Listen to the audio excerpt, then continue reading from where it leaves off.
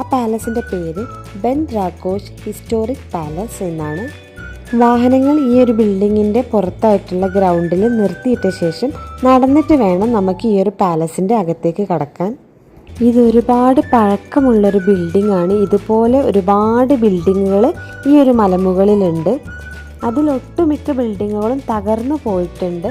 അതെല്ലാം പഴമയുടെ അതേ തനിമയോടുകൂടി വീണ്ടും നിർമ്മിച്ച് ഒരു ഹിസ്റ്റോറിക്കൽ ഹെറിറ്റേജ് വില്ലേജ് ആക്കാനുള്ളൊരു പ്രവർത്തനത്തിലാണ് ഇവിടെയുള്ളവർ. ഇപ്പം നമ്മൾ കാണാൻ പോകുന്ന ഈ ഒരു പാലസ് ഒരു കോട്ട പോലെയാണ് ഉണ്ടാക്കി വെച്ചിട്ടുള്ളത്. ഇത് അടുത്തായിട്ട് പുതുക്കി പണിതതാണ്. പുരാതനമായ രീതിയിൽ തന്നെയാണ് ഇതിൻ്റെ സൃഷ്ടിയുള്ളത്. മട്ടുപാവും മറ്റുമൊക്കെ ഇവിടെയുണ്ട്. ഇത്തരം കൊട്ടാരത്തിൽ ഇരുന്നു കൊണ്ടാണ് പണ്ടൊക്കെ ഇതുപോലെയുള്ള ചെറിയ ചെറിയ നാട്ടുരാജ്യങ്ങൾ ഭരിച്ചിരുന്നത്. പണ്ട് ഇവിടെ ഉണ്ടായിരുന്നത് 5 വലിയ കെട്ടിടങ്ങളും അതിനു ചുറ്റും വലിയ മതിലുകളുമാണ്. അൽബൈനിലെ ഏറ്റവും പുരാതനമായ വലിയൊരു വീടാണ് ഇത്. 3 നിലയിലുള്ള 5 കെട്ടിടങ്ങളാണ് ഇവിടെയുള്ളത്. ഓരോ കെട്ടിടങ്ങളെയും ബന്ധിപ്പിക്കുന്നതിന് വേണ്ടിയിട്ട് ഒരു സ്കൈ ബ്രിഡ്ജ് പോലെയുള്ളൊരു പാസേജും കൊടുത്തിട്ടുണ്ട്. ഈ ഒരു പാലസ് കോട്ട പോലെയാണ്. എല്ലാം ഒരു കോമ്പൗണ്ടിനുള്ളിലാണ് വരുന്നത്. മതിലുകളാൽ ചുറ്റപ്പെട്ടിട്ടാണ് ഇതിൻ്റെ ഒരു സ്ട്രക്ചർ വരുന്നത്.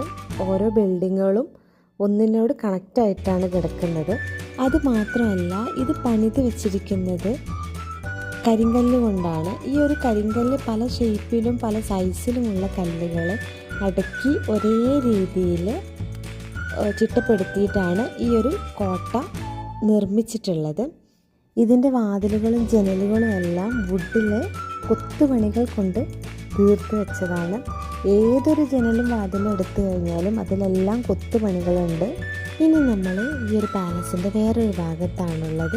ഇവിടെ ഒരു മുറ്റവും ചുറ്റിനും ബിൽഡിങ്ങുകളാണുള്ളത്. അതിൽ അടിമകളും പരിചാരകരെയൊക്കെ താമസിപ്പിച്ചിരുന്ന സ്ഥലങ്ങളും കാണാൻ വേണ്ടി പറ്റും. ഈ ഒരു പാലസ് പുതുക്കി പണിയുന്ന സമയത്ത് ഇവിടെയുള്ള ഓരോ ഭാഗങ്ങളും രേഖപ്പെടുത്തിയിട്ടുണ്ടായിരുന്നു.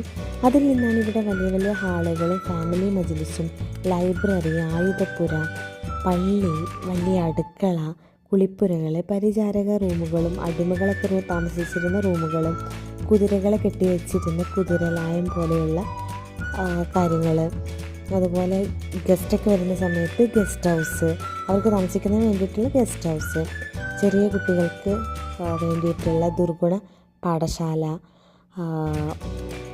തടവറ, അങ്ങനെ ചെറിയ ചെറിയ കാര്യങ്ങളൊക്കെ ഈ ഒരു കൊട്ടാരത്തിൻ്റെ സമീപത്തും കൊട്ടാരത്തിലുമായിട്ട് ഉണ്ടെന്നുള്ളത് രേഖപ്പെടുത്തി വെച്ചിട്ടുണ്ട്. പാലസിൻ്റെ ഈ ഒരു ഭാഗത്തായിട്ട് പ്രത്യേകമായിട്ടുള്ളൊരു വാതിലും